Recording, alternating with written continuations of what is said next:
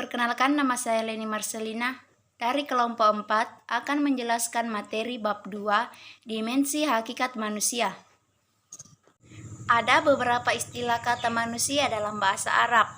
Misalnya saja seperti al-insani yang berarti manusia yang mempunyai hati nurani, al-bashar yang berarti manusia yang berbentuk lahiriah, an-nas yang berarti manusia secara umum, dan juga Bani Adam yang berarti turunan atau cucu Nabi Adam. Potensi kemanusiaan merupakan benih kemungkinan untuk menjadi manusia. Manusia memiliki ciri khas yang secara prinsipil berbeda dari hewan. Ciri khas manusia yang membedakannya dari hewan terbentuk dari kumpulan terpadu daripada yang disebut sifat hakikat manusia. Disebut sifat hakikat manusia karena secara hakikat sifat tersebut hanya dimiliki oleh manusia dan tidak terdapat pada hewan. Oleh karena itu, sangat strategis jika pembahasan tentang hakikat manusia ditempatkan pada seluruh pengkajian tentang pendidikan dengan harapan menjadi titik tolak bagi paparan selanjutnya. Dimensi hakikat manusia. Manusia merupakan makhluk pribadi sekaligus makhluk sosial. Sifat bawaan manusia sebagai makhluk individu sekaligus makhluk sosial adalah suatu kesatuan bulat yang perlu dioptimalkan secara seimbang, selaras, dan serasi.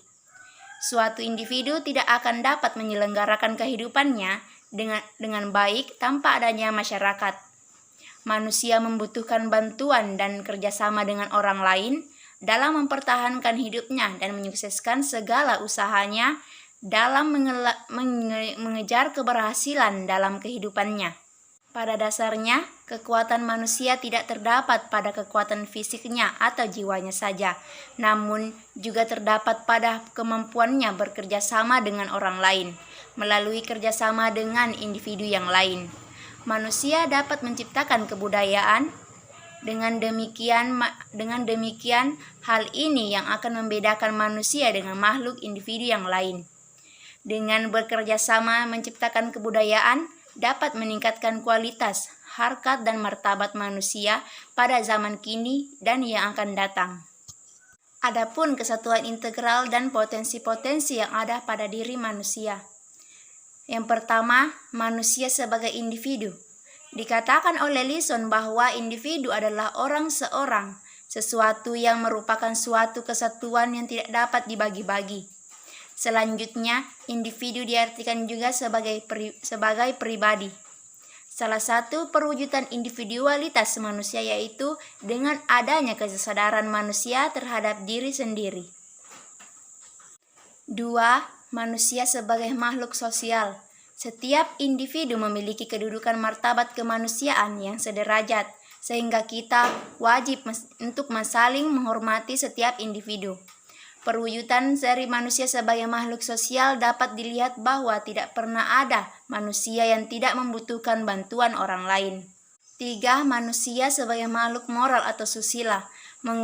Mengemukakan bahwa potensi secara umum yang dapat dimiliki oleh manusia diantaranya potensi fisik, potensi mental intelektual, potensi emosional, potensi mental spiritual, dan potensi ketahan malangan. 4. Dimensi keberagaman. Pada hakikatnya, manusia adalah makhluk beragam. Beragam merupakan kebutuhan manusia karena manusia adalah makhluk yang lemah, sehingga memerlukan tempat bertopang manusia. Adapun perkembangan dimensi hakikat manusia. Perkembangan adalah bertambahnya kemampuan dalam struktur dan fungsi tubuh yang lebih kompleks dalam pola teratur dan dapat diramalkan sebagai hasil dari potensi pematangan. Perkembangan berbagai potensi yang dimiliki manusia tidak dapat dilakukan melalui potensi pendidikan. Hal ini akan membentuk manusia yang menuju ke arah kesempurnaan. Ada 3 perkembangan hakikat manusia. Yang pertama, perkembangan manusia sebagai makhluk individu. Dalam rangka mengembangkan manusia sebagai makhluk individu, maka pendidikan berkewajiban mengembangkan peserta didik untuk mampu berlaku mandiri. Oleh karena itu, tujuan pendidikan lebih diarahkan pada perkembangan pribadi yang mandiri. 2. Perkembangan manusia sebagai makhluk sosial. Tujuan pendidikan yang mengarah pada perkembangan manusia sebagai makhluk sosial adalah membentuk manusia yang dapat bekerja sama dengan orang lain, menyesuaikan diri dengan lingkungan sosial sekitar. 3. Perkembangan manusia sebagai makhluk susila. Dengan pendidikan akan dapat diusahakan terbinanya manusia-manusia pendukung norma, kaidah dan norma susila yang dijunjung masyarakat. Dengan kemampuan akalnya, manusia dapat mencerna berbagai konsep menyangkut nilai, dan dengan akalnya pula manusia diarahkan dapat menerima latihan dan pendidikan untuk kemudian dapat memilih mana perilaku yang cocok dengan norma masyarakat ataupun norma agama, serta internalisasi nilai-nilai luhur dalam kehidupannya. Adapun kesimpulan dari materi tersebut adalah manusia merupakan makhluk yang sempurna. Kepribadian manusia memiliki sifat yang unik, potensial, dan dinamis. Pemenuhan kebutuhan dan pengembangan diri manusia itu tampaknya memang dapat dilaksanakan dari, untuk, dan oleh manusia itu sendiri. Manusia juga memiliki akal untuk menghadapi kehidupannya di dunia ini. Akal juga memerlukan pendidikan sebagai objek yang akan dipikirkan. Fungsi akal tercapai apabila akal itu sendiri dapat memfungsikan dan mengobjekkan itu sendiri adalah ilmu pengetahuan. Maka dari itu manusia pada hakikatnya adalah makhluk pedagogis, makhluk sosial, makhluk individual, dan makhluk beragama.